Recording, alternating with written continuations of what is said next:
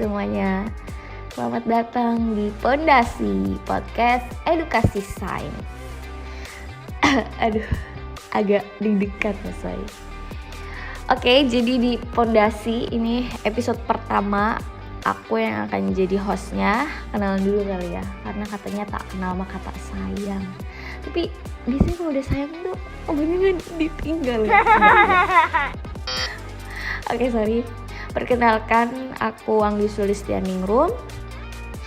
Kalian semua bisa panggil aku Anggi aja. Aku mahasiswa pendidikan IPA semester 6, berarti angkatan 2020, Universitas Sultan Ageng Tirtayasa.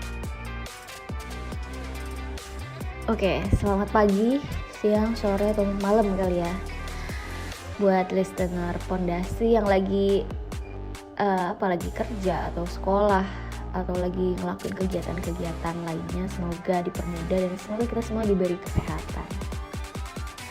Untuk beberapa waktu ke depan kita akan ngobrol-ngobrol santai aja sih, sebenarnya bukan obrolan berat, tapi teman-teman yang dengerin insya Allah akan dapat pembelajaran yang dipetik dari podcast ini. Nah, untuk episode pertama ini aku akan membahas mengenai sudut pandang laboran IPA, meninjau permasalahan dan bentuk pengembangan praktikum IPA. Di mana podcast ini sesuai namanya ya, podcast edukasi sains, kita akan membahas permasalahan-permasalahan atau topik-topik yang mendalam mengenai mata pelajaran IPA gitu. Nah, di sini tentu saja aku nggak sendirian karena aku bukan ahlinya gitu ya, karena aku masih belajar. Aku akan ditemanin oleh narasumber yang epic sih, narasumber yang keren, narasumber yang ya emang di bidangnya gitu, yang udah profesional di bidangnya, dan biar kita semua tidak tersesat gitu. Karena kalau aku yang ngasih tahu, insya Allah tersesat. Nggak bercanda. Gitu ya. Jadi untuk beberapa menit ke depan kita akan ngobrol-ngobrol bareng narasumber kita yang udah aku datengin jauh-jauh dari jauh-jauh dari ujung Serang kali ya, ujung Serang. Mungkin teman-teman semua udah penasaran siapa sih narasumber yang aku bawa. Siapa ya? Oke, kita langsung panggil aja kali ya. Kita sapa bareng-bareng. Ada di sini laboran IPA atau laboran sekolah, yaitu Kak Dita Puspita. Halo Kak. Oke, assalamualaikum warahmatullahi wabarakatuh. Selamat pagi semuanya. Perkenalan. Oke, terima kasih sebelumnya untuk host yang super happy kayaknya hari ini ya. Ceria. Terima kasih untuk sambutan hangatnya. Saya di sini sebagai narasumber ya, diundang oleh host. Gak tahu saya mau ditanya-tanya apa. Ya kita tunggu aja nanti pertanyaannya seperti apa. Yang penting esai jangan beranak ya. Mohon jangan esai beranak karena saya sudah menghadapi itu bertahun-tahun. Dari zamannya SMA sampai kuliah, dan itu esai beranak itu adalah musuh saya. Ya, oke. Saya Dita Puspita, saya sekarang bekerja sebagai laboran di salah satu lembaga pendidikan swasta yang tepatnya lokasinya, bener kata host, di ujung Serang. Sebenarnya masuknya Tangerang, cuman emang mepet Serang. Oke. Iya dong, harus happy dong, kali ini kan masih pagi ya, jadi kita harus sambut kepagian ini dengan happy.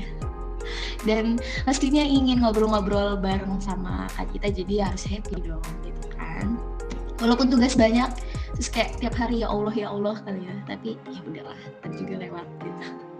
Tenang aja, aku nggak akan ngasih pertanyaan kayak esai beranak, aku nggak sekejam itu. Tapi esai beradik kakak kali ya, nggak bercanda. Ya jadi terima kasih Kak Dita untuk menjadi narasumber di Pondasi. Untuk menghemat waktu kali ya, karena aku dari tadi udah ngomong ngalor ngidul. Kita mulai aja kali ya pembahasannya Kak.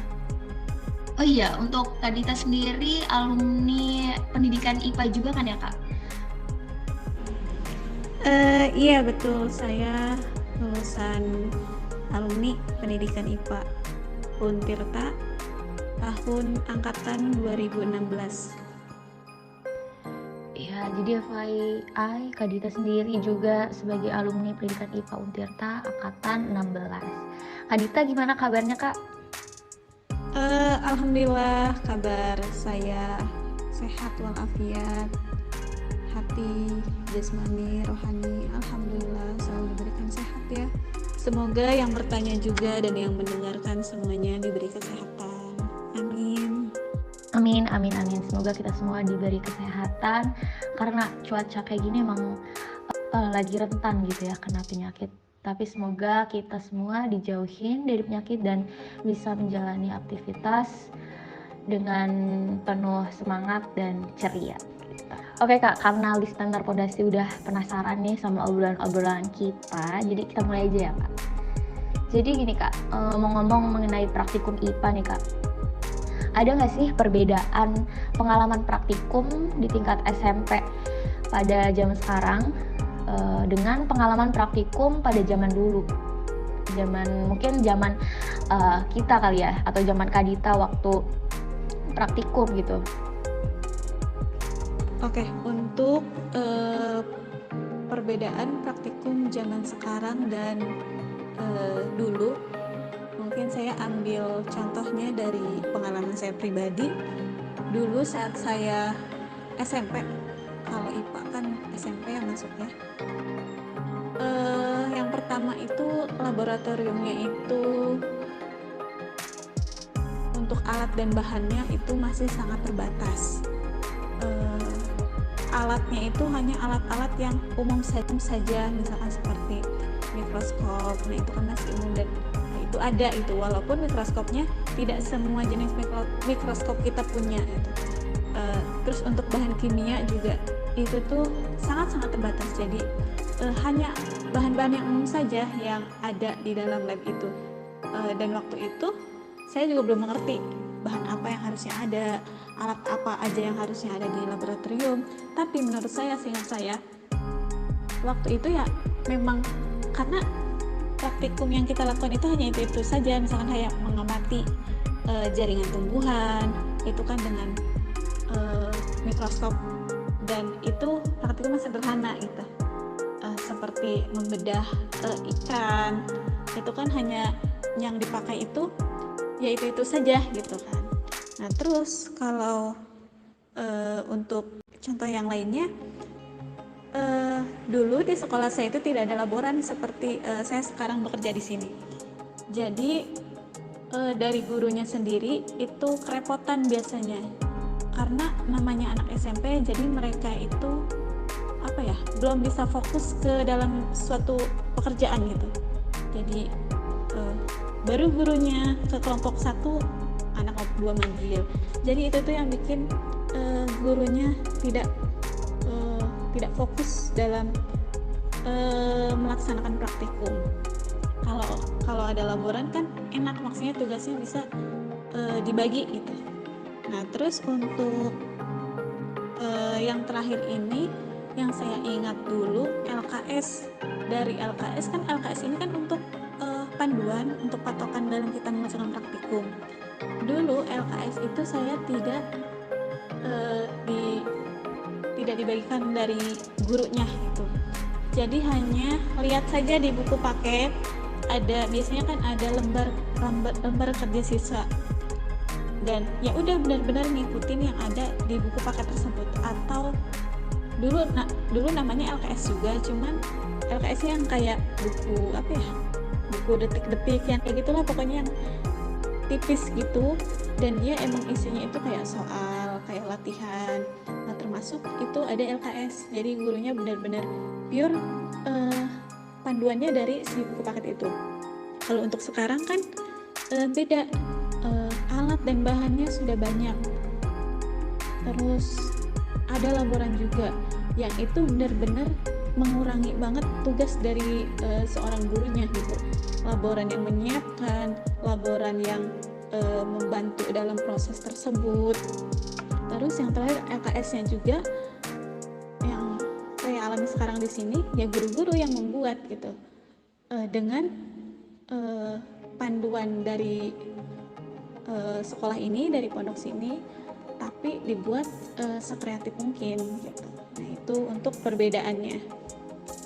Kalau dari pengalaman aku zaman dulu gitu ya Kak, gak zaman dulu banget sih, waktu aku SMP gitu, pengalaman praktikum aku sendiri tidak terlalu banyak sih waktu di SMP itu, tapi aku ingat aku pernah pakai mikroskop terus ngamatin anatomi pada bawang ya kalau nggak salah, tapi itu kayak bisa dihitung pakai jari gitu loh Kak, nggak sebanyak itu gitu ngelakuin praktikum. Nah iya betul, dari praktikum juga ya kalau dulu itu benar, saya juga ngalamin cuma beberapa aja, dan yang saya ingat hanya 2 selama SMP. Kelas 1, 2, 3 itu hanya 2. Yang pertama itu mengamati jaringan tumbuhan, yang mengamati dengan mikroskop itu. Yang kedua bedah ikan mas. Kalau sekarang kan banyak ya, mengamati jaringan terus pengenalan alat bahan dulu, habis itu membuat larutan kimia, terus uji kandungan makanan, uji zat aditif, banyak pokoknya. Yang fisikanya ya ada listrik dan magnet. Kalau sekarang tuh bervariasi ya. Iya benar sih betul. Kak, bener banget, relate banget sih kalau misalkan ya, throwback gitu ya. Benar, saya juga ke zaman SMP dulu. Dan yang saya ingat bener sih apa yang Kak Dita bilang, kalau alat bahan itu benar-benar seadanya. 1, 2, 3 itu hanya Bahkan 2. itu kayak kadang kan praktikan disuruh bawa gitu ya, disuruh bawa jaringan bahan atau alat yang mau dipakai. Nah itu lebih banyak yang disuruh bawa gitu ya dibanding kan yang sudah disediakan di lab itu sendiri. Mengamati jaringan Terus mengenai belum adanya laboran gitu ya. Iya bener sih Kak, kalau misalkan jadi guru yang ngajarin di kelas, terus guru juga yang turun langsung ketika praktikum gitu. Jadi ya benar sih, kalau adanya laboran itu sangat-sangat membantu guru dan siswa juga, praktikan juga pastinya. Nah, membahas mengenai LKS, kalau zaman dulu ya benar belum ada LKS khusus gitu ya, LKS khusus untuk praktikum, tapi adanya kayak waktu aku itu juga belum ada LKS khusus sih, cuma ada buku paket gitu. Terus isi panduannya juga ya panduan apa ya, yang secara umum gitu, belum spesifik mengenai praktikum yang akan dilakukan sendiri seperti itu. Kalau sekarang kan sudah ada LKS atau modul gitu ya, LKS lah yang membahas mengenai topik-topik yang akan akan dilakukan pada praktikum itu ya Kak. Keren. Jadi semangat gitu ya ngebahas tentang praktikum ini, karena di awal aja udah terlihat gitu perbandingan atau perbedaan yang positif dari zaman dulu ke zaman sekarang. Nah, untuk dari pengalaman Kakak sendiri, ada nggak sih Kak tuntutan untuk capaian tertentu dalam pelaksanaan praktikum IPA? Biasanya itu tentang apa aja Kak? Oke. Untuk capaian, sebetulnya kalau capaian praktikumnya ya merujuk pada capaian pembelajaran IPA ya. Sebenarnya kalau saya sendiri kan sebagai laboran hanya mendampingi guru menyiapkan alat dan bahan serta mengawasi saat kegiatan praktikum. Kalau capaian dalam praktikumnya itu masuknya ke dalam ranah guru. Cuman yang saya paham kalau untuk sekarang kan kalau di luar pakai kurikulum merdeka. Kalau di sini yang saya kerja di sini itu belum menggunakan kurikulum merdeka. Jadi kita masih menggunakan kurikulum lama itu. Nah, kalau dilihat yang saya amati, sebetulnya kalau untuk capaiannya sih tujuannya kan kalau untuk sekarang itu agar peserta didik atau siswa itu memiliki karakter yang berlandaskan Pancasila, tapi sesuai dengan kondisi di lingkungannya masing-masing gitu, kontekstual. Nah terus kalau saya mah capaian target yang harus dicapai oleh anak-anak saat praktikum ya yang penting anak itu harus peserta didik itu harus bisa menggunakan, misalnya ya, bisa menggunakan alat laboratorium dengan baik dan benar. Terus bisa membedakan bahan kimia yang berbahaya dan memang tidak itu. Kalau dari saya sendiri seperti itu. Cuman kalau dari guru itu mereka merujuk kepada tujuan atau capaian pembelajaran IPA itu sendiri gitu. Oke, paham Kak. Jadi capaian dari laboran sendiri itu atau dari Kadita sendiri lebih ke siswa itu bisa menggunakan alat dan mengerti bahan-bahan yang berbahaya atau tidak, lebih ke arah praktikumnya gitu ya Kak, arah di labnya. Oke Kak, dari praktikum IPA sendiri, dilihat dari kegiatan-kegiatan yang dilakukan, pastinya ada kan ya Kak manfaat dari setelah pelaksanaan praktikum itu. Gak mungkin dong kita ngelakuin suatu kegiatan tanpa manfaat gitu kan ya Kak. Nah, untuk yang Kak Dita alami, yang Kak Dita rasakan, apa sih Kak manfaat dari setelah melakukan pelaksanaan praktikum sendiri? Untuk manfaat setelah melakukan praktikum, tentunya sih memberikan manfaat kepada peserta didik, juga memudahkan antara siswa dengan guru dalam memberikan pembelajaran. Selain itu mungkin di kehidupan sehari-hari anak-anak tahu itu teori yang sebetulnya itu seperti apa, itu dilihat dari pengalaman praktikumnya. Ya misalkan dari kayak makanan gitu, makanan yang mengandung protein itu kan dalam teori itu A, tapi ketika dilakukan uji coba misalkan dia tidak terlalu mengandung protein tuh karena apa. Jadi mereka juga tahu sebabnya apa gitu. Di samping mereka mempunyai teori, tapi mereka juga memiliki bekal untuk nanti saat mereka pengen tahu lebih gitu. Terus manfaat yang lainnya itu menambah keterampilan anak-anak sih, dalam tadinya yang tidak bisa menggunakan mikroskop gitu, setelah melakukan praktikum ya mereka bisa, yang tidak tahu cara menggunakan pipet tetes, setelah itu mereka tahu bisa dan benar gitu dalam menggunakannya. Nah, luar biasa Kak, luar biasa. Karena karena pembelajaran IPA sendiri di sini kalau kita sesuaikan gitu ya Kak dari sudut pandang laboran dan pembelajaran IPA gitu. Kalau pembelajaran IPA sendiri kan memang capaiannya atau tuntutannya itu agar si siswanya dapat mengaplikasikan dalam kehidupan sehari-hari gitu, dalam kehidupan nyata.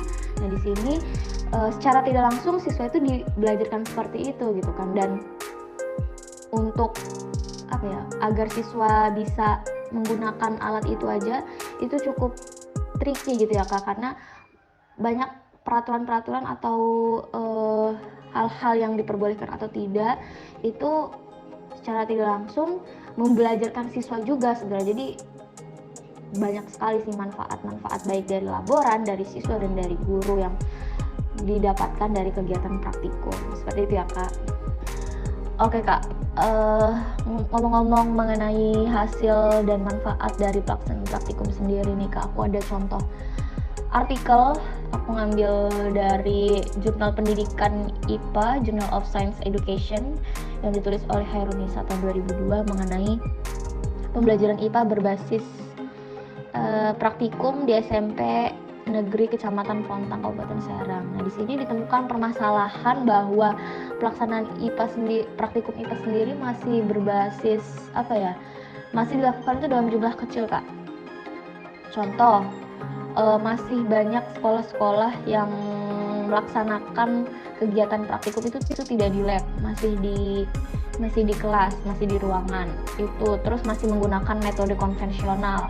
Nah Kakak sendiri, buat Kak Dita sendiri, setuju nggak sih Kak kalau permasalahan dalam praktikum IPA sendiri itu mencakup terkait pelaksanaannya gitu, dengan metode-metode yang kurang nanti itu akan berefek juga ke siswa gitu Kak? Menurut saya setuju. Maksudnya dia ada efeknya buat siswa. Saat pembelajarannya itu masih konvensional, itu apa ya, siswanya jadi tidak ada minat, jadi tidak bersemangat dalam melakukan pembelajaran gitu. Sedangkan kan namanya anak SMP, mereka nyari yang berbeda, mereka nyari sesuatu yang apa ya, yang nggak biasa gitu. Karena di usia-usia SMP itu mereka emang lagi seneng-senengnya kepo gitu. Semua yang mereka lakukan, mereka pengen cari tahu lebih gitu. Jadi kalau metode yang digunakan itu masih konvensional, tidak bervariasi, tidak merangsang keaktifan siswa dalam melakukan kegiatan, itu ya sangat-sangat berpengaruh sih buat siswa dalam melakukan pembelajaran ke depannya. Nanti yang ada capaiannya tidak, tujuannya tidak tercapai, gurunya mah udah capek-capek ngejelasin tapi hasilnya nihil kan, jadi ya percuma gitu. Nah, kalau di sekolah kakak sendiri itu bagaimana kak permasalahan atau kendala yang ditemukan yang memang sering terjadi gitu? Kalau di sini ada beberapa kendala sebetulnya. Masih ada sebetulnya bukan siswa, guru yang melakukan praktikum di dalam kelas, tapi itu tuh karena laboratoriumnya itu sudah ada yang menggunakan gitu, jadi double. Di saat guru si A ingin memakai, tetapi sudah digunakan oleh guru B. Mau tidak mau, kalau gurunya itu tetap mau mengejar materi dengan adanya praktikum, ya pasti alat dan bahan yang memang masih aman dibawa ke kelas, ya itu bakalan praktikum di kelas dengan persetujuan laboran dan gurunya. Terus karena di sini memang laboratoriumnya itu untuk bersama, jadi SMP dan SMA. Jadi memang sering terjadi bentrok antara guru-guru yang ingin menggunakan laboratorium. Untuk kendala yang lainnya sih ada di siswa ya, ada di peserta didik, di mana kadang mereka itu kalau ke laboratorium itu, anak SMP yang tadi saya bilang mereka lagi kepo-keponya, kepo maksimal banget, kemaks ya. Jadi semua yang mereka baru lihat itu pasti dicari tahu gitu, itu apa, itu untuk apa. Bahkan ada aja 1-2 orang siswa yang benar-benar memang dia tidak fokus, memang dia aktif sekali gitu dalam melakukan pembelajarannya, kesana kemari, tengok kanan kiri. Walaupun kita bilang perhatikan dulu ya nak, tetap aja ada 1-2 orang yang pasti tidak fokus kalau di lab. Karena kalau di lab kan semua alat dan bahan pasti terpajang gitu, jadi itu menjadi pusat perhatian anak-anak. Terus juga kadang peserta didik itu tidak paham dengan proses kegiatan praktikumnya, padahal udah ada LKS, cuman entah mereka males baca, entah mereka memang belum sepenuhnya paham. Kadang kita juga kayak kewalahan kalau semuanya belum paham, sedangkan kita ngejar waktu gitu kan kalau praktik. Iya bener sih kak. Emang umur-umur sih itu lagi lucu-lucunya. Lagi kemaks gitu, kepo maksimal. Karena emang bener sih kak, di usia-usia siswa SMP gitu ya, rasa ingin tahu mereka tuh emang lagi tinggi-tingginya, lagi membara-membara. Jadi terkadang hal yang tidak perlu ditanyakan atau tidak perlu dibicarakan itu mereka tanyakan, seperti itu ya kak. Nah, ngomong-ngomong tadi Kak Dita menyinggung mengenai LKS ya kak. Nah, untuk LKS sendiri, Kak Dita kan tadi bilang kalau LKS itu di sekolah Kak Dita dirancang sama gurunya sendiri ya kak. Nah, kira-kira nih kak sebagai laboran, untuk LKS yang dirancang sendiri di sekolah kakak itu seperti apa kak? apakah memang udah sesuai dengan prosedur yang harus ada di LKS gitu, atau emang masih umum-umum aja, atau apakah ada kesulitan terkait perancangan LKS itu sendiri? Iya, sebenarnya untuk LKS itu sudah ada panduannya sih, panduan sesuai dengan pedoman yang dibuat pondok gitu. Sebagian besar guru-guru sudah melakukan itu, jadi LKS-nya sudah sesuai dengan pedoman yang ada, jadi sudah jelas semua dari mulai judul, tujuan sampai ke kesimpulan. Nah itu sudah terperinci, tapi ada aja beberapa guru yang memang beliau tidak membuat LKS dengan yang semestinya, jadi ya udah yang penting ada gitu. Tapi sudah sebagian besar guru-guru yang yaitu yang sudah melakukan ya, membuat LKS dengan sebaik mungkin dengan panduan yang sudah dibuat oleh pondok ini. Oke Kak, tadi kan kita berbicara mengenai kendala atau permasalahan yang hadir ya Kak. Nah tadi Kak Dita juga menyebutkan bahwa permasalahan sendiri itu atau kendala-kendala itu lebih mengarah dominannya ke siswanya gitu ya. Ada dari pihak di luar siswa atau seperti guru itu lebih ke, tadi itu Kak Dita berbicara mengenai lab ya, yang jadwal labnya itu bentrok atau barengan. Nah, itu solusinya ya harus ada salah satu praktikum yang mengalah dan harus mengerjakan di kelas. Nah, solusi dari permasalahan yang lainnya Kak, dari Kakak sebagai laboran itu sendiri seperti apa Kak? Mungkin bisa Kakak sharing ke kita semua, ke aku juga dan para listener Pondasi yang sedang mendengarkan ini Kak. Solusi dari Kakak untuk menghadapi permasalahan-permasalahan yang hadir itu sendiri. Iya, untuk masalah yang lainnya kan tadi lebih ke peserta didik ya, lebih ke siswa, di mana mereka yang saat melakukan praktikum ya mereka belum paham dengan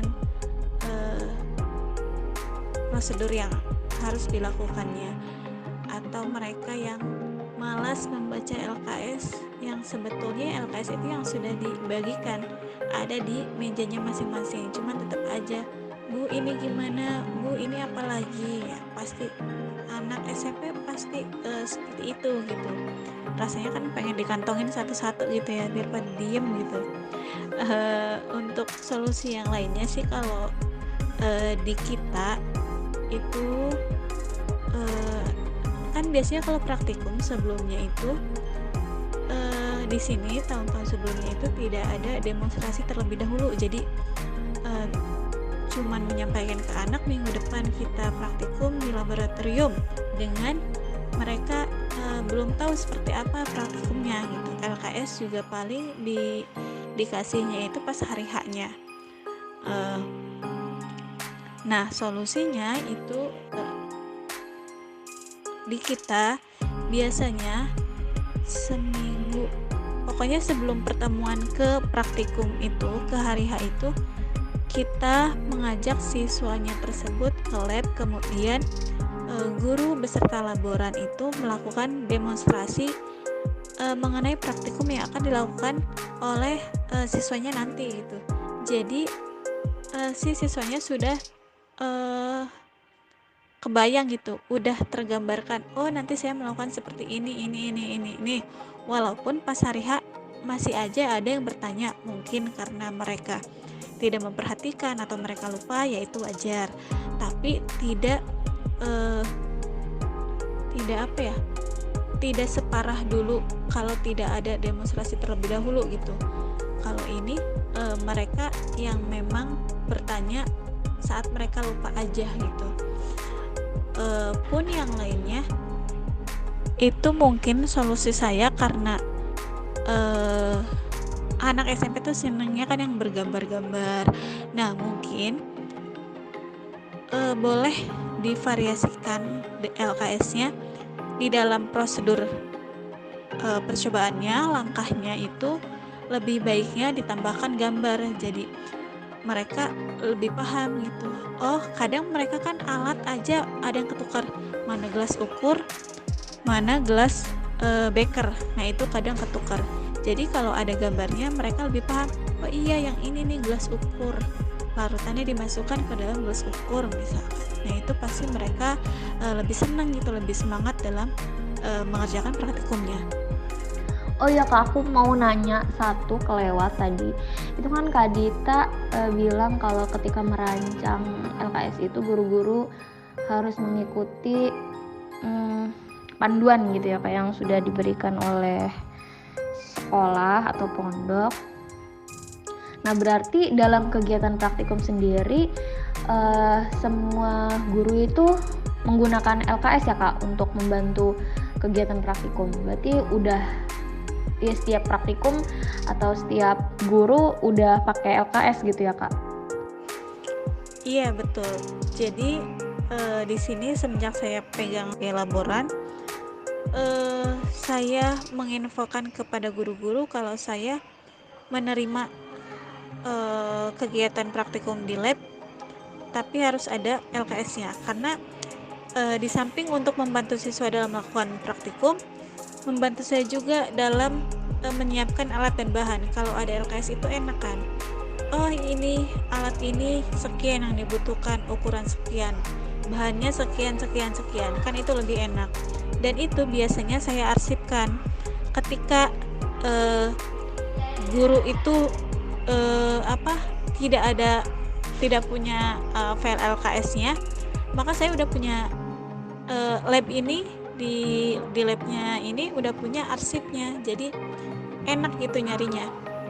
Dan kalau ada perubahan format yang ada di LKS, yaitu gampang gitu, kita tinggal lihat aja LKS yang lama formatnya seperti ini, format yang baru seperti ini, jadi tinggal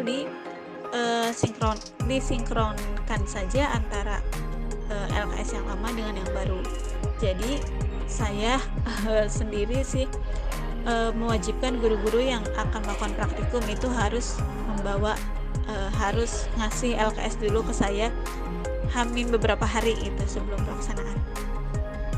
Ya baik Kak, keren ya.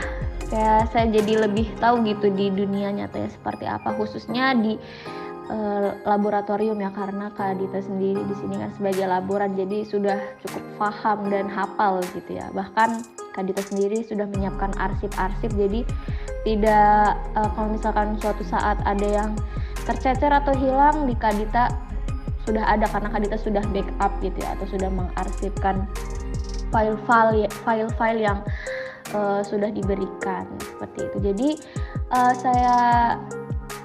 saya simpulkan dari jawaban kakak tadi, itu LKS itu sangat membantu ya, baik dari siswa agar siswa lebih paham dan mengerti prosedurnya, kemudian dari kakak sendiri sebagai laboran itu cukup membantu atau sangat membantu dalam kegiatan menyiapkan dan kegiatan ketika melakukan praktiknya, seperti itu ya Kak. Nah, ngomong-ngomong mengenai pengembangan LKS ya Kak, tadi kan kita udah mengulik permasalahan, lalu solusinya, dan bisa dikatakan di sini LKS itu sebagai solusi dari permasalahan yang hadir. Nah, di sini kelompok aku udah ngembangin LKS nih Kak. Mungkin bisa dilihat dulu ya Kak isinya seperti apa. Nah, kenapa di sini kita buatnya LKS? Karena melihat zaman sekarang gitu ya Kak, udah teknologi udah di mana-mana gitu, udah lebih canggih. Jadi itu yang mendorong kita kenapa kita buat LKS, biar siswanya juga bisa melihat dan membaca LKS-nya dimanapun dan kapanpun. Semoga dilihat sih. Di praktikum ini kita berfokus agar siswanya itu dapat memiliki kemampuan di sini kita berbasis proses sains dan hands-on activity. Nah, di mana aktivitas-aktivitas yang dilakukan itu kita capaiannya atau menuntut agar siswa memiliki kemampuan HOA itu sendiri dan proses sains seperti itu Kak. Nah untuk LKS kita sendiri ini kita mengambil materi tekanan zat cair ya Kak, dimana kita hanya berfokus ketika praktikum ini saja, berarti kan ketika praktikum tekanan zat cair. Nah kita pengen tahu dong Kak pendapat Kakak dan mungkin ada saran-saran mengenai LKS yang sudah kita kembangkan. Apakah LKS yang kita kembangkan ini sudah cukup bisa mengatasi permasalahan siswa dalam praktikum atau harus ada penambahan lagi gitu dari sudut pandang Kakak sebagai laboran? Luar biasa sih LKS-nya kalau menurut saya ya. Karena yang saya alami di sini ya LKS-nya LKS biasa aja gitu, cuma paling banyak 3 lembar, 2 lembar, bahkan yang selembar pun ada. Cuman kalau dari panduan yang sesuai dengan pondok itu 3-4 lembar itu harus, karena bagian-bagiannya itu memang sistematis. Cuman kan kadang ada guru yang bikin LKS sesimpel itu gitu, dan dibandingkan dengan LKS yang kalian buat itu jauh-jauh sangat bagus sekali menurut saya, dengan pendekatan yang akan kalian padukan ya, dengan berbasis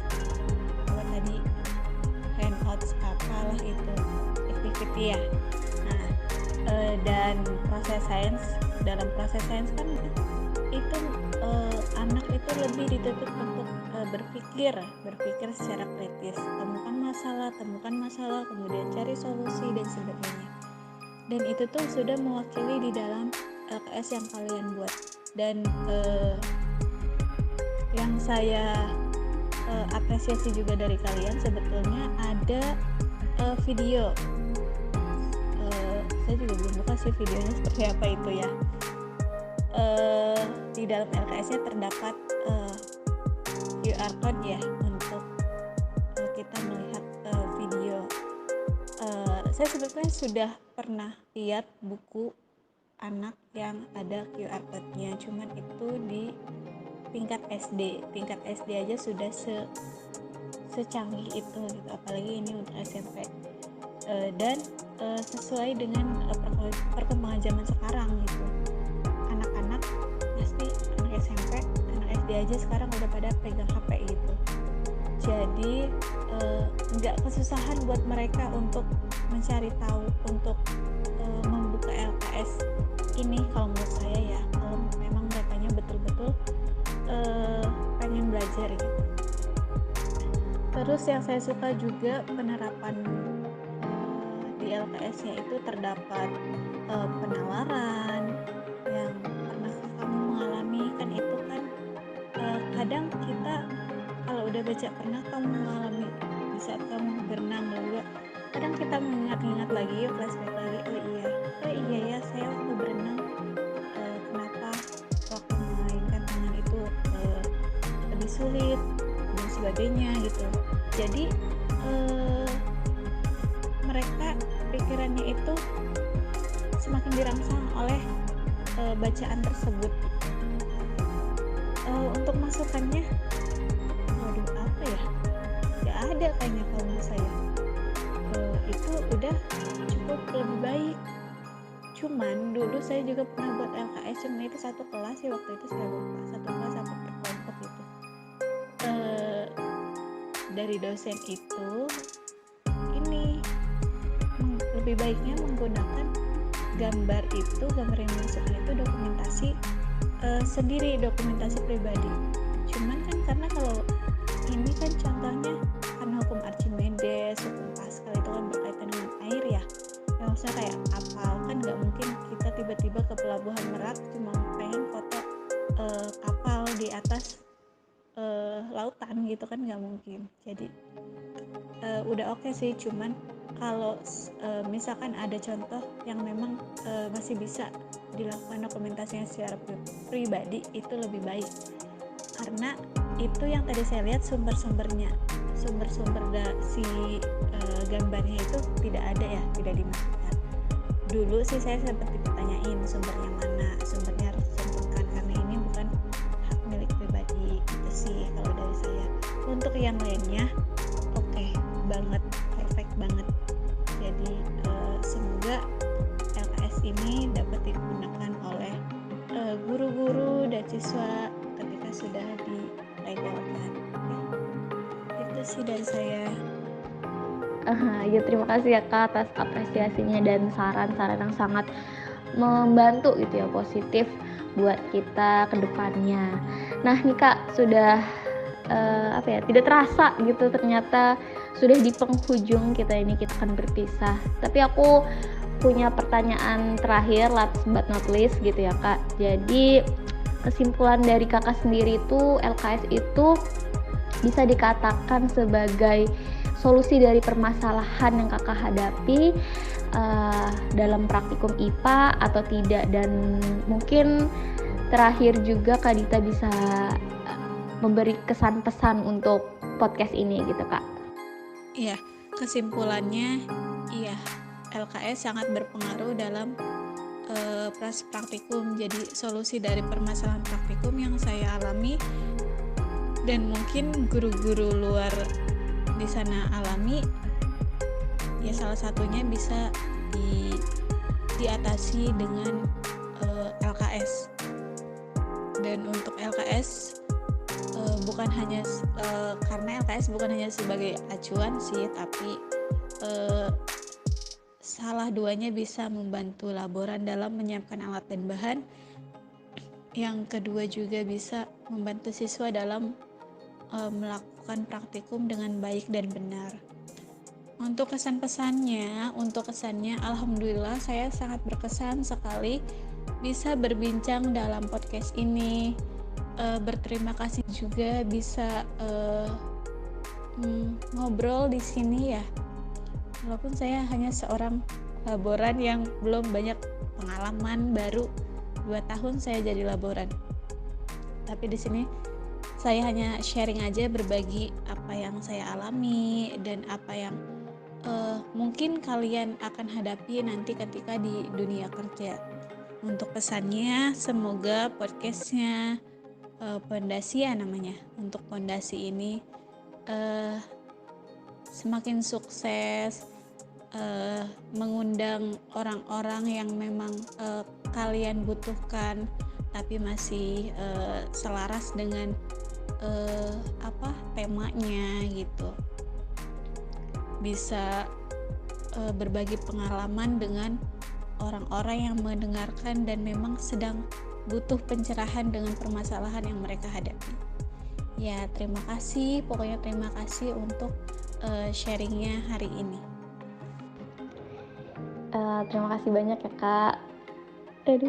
Kayak benar-benar terima kasih banyak banget buat Kak Dita udah mau jadi narsum kita, terus udah bersedia menyempatkan waktunya buat ngobrol bareng di Pondasi ini, dan banyak pembelajaran yang kita ambil khususnya buat aku dan kelompok aku gitu ya, buat nanti turun langsung di dunia kerja. Dan buat listener Pondasi juga pasti ini sangat bermanfaat, selain buat nemenin ngobrol dan bisa diambil pembelajarannya gitu, bisa tahu sudut pandang dari laboran dan mahasiswa gitu. Udah sih kayak mungkin dicukupkan obrolan kita kali ini, mungkin kita bisa ngobrol-ngobrol di luar nanti gitu di suatu hari nanti, dan semoga Kak Dita sehat selalu, lancar selalu, dan diberi kemudahan setiap kegiatan-kegiatannya, amin. Gitu sih Kak, udah dari aku. Kurang lebihnya mohon maaf. Wassalamualaikum warahmatullahi wabarakatuh.